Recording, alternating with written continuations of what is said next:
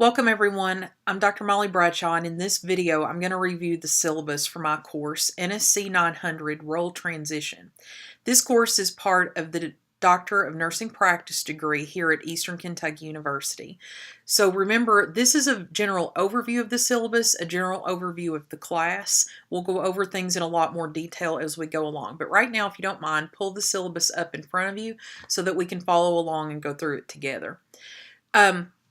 So role transition is either a 1 or 2 credit hour course, and whether you need 1 or 2 credits is determined by your individual gap analysis, how many clinical hours you need to complete. The majority of you are going to do 1 credit or 60 clinical hours. There's a few of you that will do 2 credits or 120 clinical hours.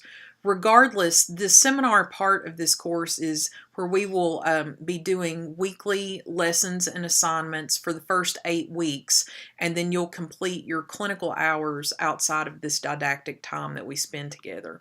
So I know most of you in this course, but for those of you that I do not, this is my contact information. Email is the best way to communicate with me at molly.bradshaw@eku.edu. My cell phone is 551-655-9345. If you text me or call me and I don't respond, text me back in a little bit. Sometimes if you get busy and you forget something's on your phone, so just if you don't hear from me, feel free to text me back or call me back. But I'll get in touch with you as soon as I can. My office phone, I very rarely use my office phone, so you just feel free to use my cell phone number. Course description, we're going to explore issues that are related to the role transition and role assimilation for the DNP student. There are no prerequisites for this course. Your required materials for this course is the APA Manual 6th edition and Dreher and Glasgow DNP Role Development for Doctoral Advanced Nursing Practice, the Springer book. So make sure that you get the book because we are going to read heavily in this book. The book is really pivotal in this class. So you're going to absolutely need the book. Can't get through the course without it. But there's the information for the EKU bookstore. You can also get the book on Amazon and other types of things. So course technology, you're required to have computer capability and compatibility, Microsoft Office.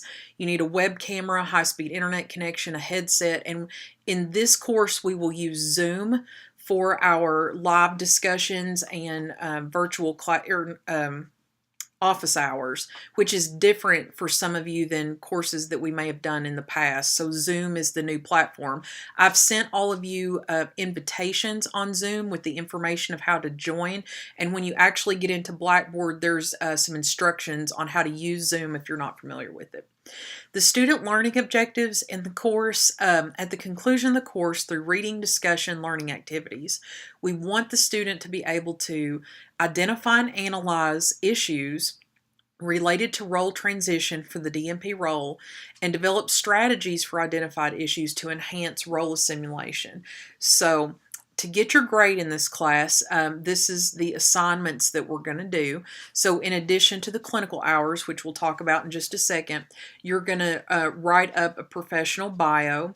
We're going to have 4 quizzes, 4 reflections. You're going to write a paper, very short paper, develop a transition plan, make a video, and you've got a planning form that you'll fill out at the very beginning of class where you plan out your individual learning objectives for the course, and then of course your clinical logs. And both of those last 2 activities are just simple things that you just have to do them. And they're kind of individualized, but we have to have them to give you a grade in the course. The grading scale is the standard scale via the policy of the Department of Baccalaureate and Graduate Nursing here at EKU. Student progress, I will notify you if you're not making successful progress, but you do need to have a grade of B or higher to progress in the course. You can see your grades in Blackboard. Late assignments are not acceptable unless there's some type of emergency and you have to notify me first and we need to make arrangements. I think most of you know I'm pretty laid back for the most part, but I do have a very tight grading schedule this semester. I've allotted myself plenty of time to grade, but keeping on time is really imperative. I've designed all the due dates to give you the most time that I possibly can to do it. So I do expect assignments to come on time so that I can get back to you on time. The attendance policy is that you're expected to complete and participate in the weekly activities. I am able to track your utilization of Blackboard, meaning how much time you spend in it, if you open the assignment, if you don't, that type thing. So that's part of how the attendance policy works. All of our office hours sessions will be recorded so that if you can't join live, you can review the video later. There are some dates for the fall semester as far as withdrawal. Just make sure you review those. Student accessibility, please read over those policies. Academic integrity policy, make sure you review that. And remember that when you get into Blackboard, you have to acknowledge the academic integrity policy or you will not be able to view the content of Blackboard. So don't forget that little step. Remember that we communicate only through EKU official email.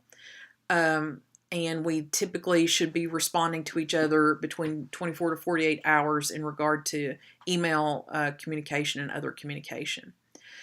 Course requirements, it's an online course. There is a clinical component. There'll be some weekly lessons, and Blackboard is our platform of record.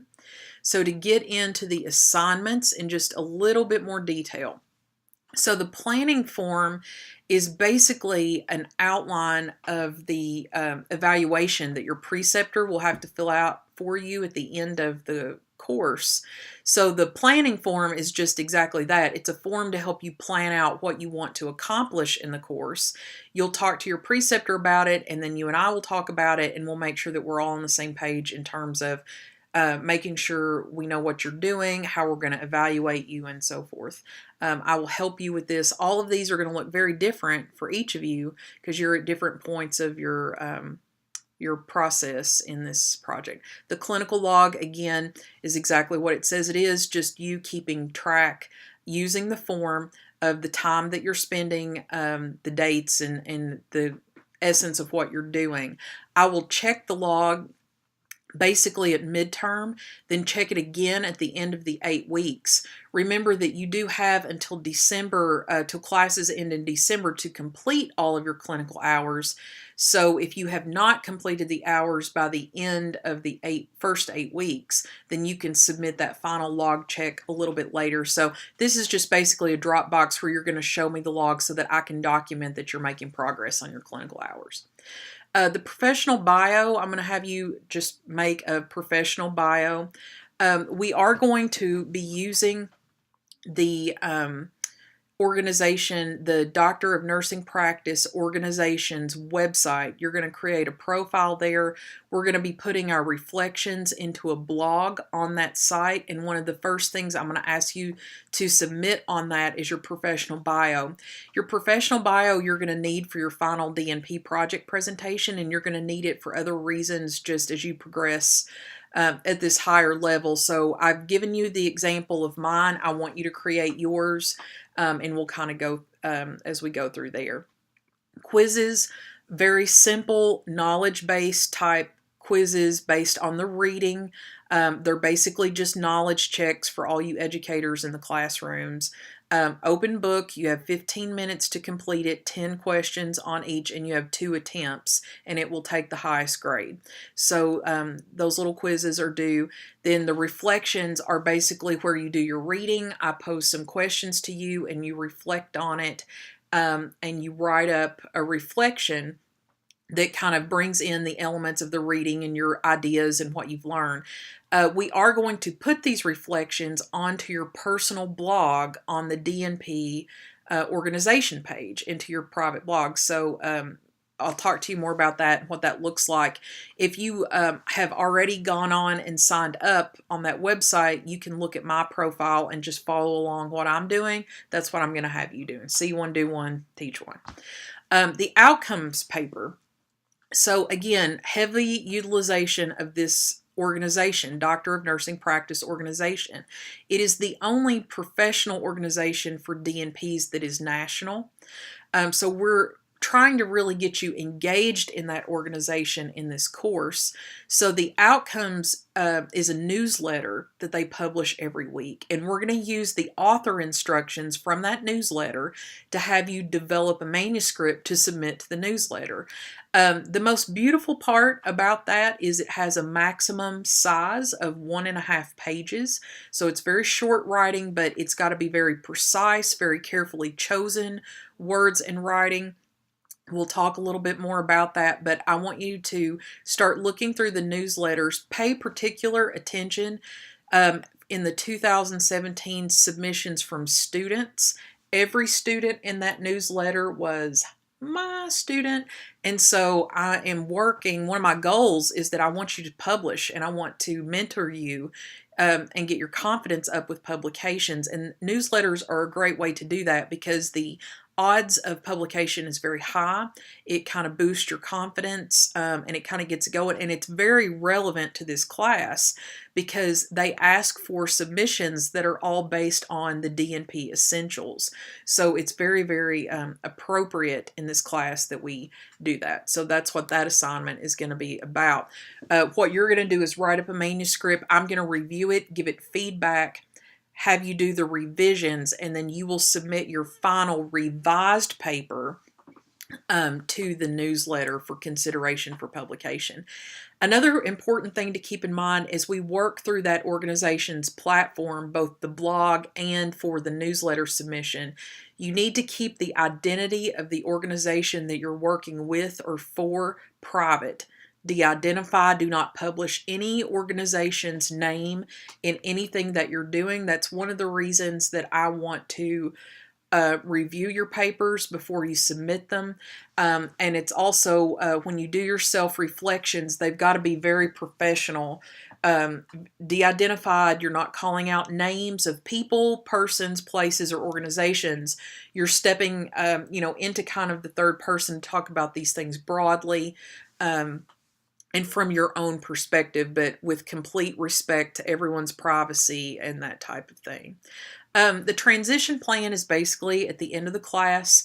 I'm going to have a little worksheet for you so you can just plan like what's next. So you're making a plan of what you're going to accomplish during the class, and at the end, you're just going to make another short plan of what you're going to do after. The video presentation is when you're going to put together some ideas of things that you've learned from the class, things that you're still continuing to work on, give some tips and advice for other DNP students who may be watching your video, and you're going to create a video for YouTube, and we're going to put them on YouTube. Last but not least, there is an outline for our reading. As far as agreeing to participate, you agree to participate by doing your reading, staying on schedule, answering your email, communicating with me, going to clinical, doing all the things like that that you have to do. The virtual office and class lounge, again, are places you can go in Blackboard to ask questions. I prefer that you email me directly any questions that you have. There's all your information on technical support for Chris Daniel and other IT support that you might need. Know that the feedback that I give you, should be generally within about 48 hours. It depends on the length of the assignment. The longer the assignment, it takes me just a little bit, but I try to be as prompt as I can because I know you need that feedback to push forward. The tutoring service, I just encourage you all not to forget about Noel Studio, the Smart Thinking, and I do reserve the right to modify the syllabus if we need to. There is a calendar at the end of the syllabus, just kind of putting everything in one spot on paper so you can kind of check it off and know what we're going to do. I look forward to seeing you all on Tuesday in Zoom at 7 p.m. Eastern Standard Time, which is, again, Tuesday, August 21st. And we will go over everything. If you have any other questions, please let me know. Looking forward to a great semester.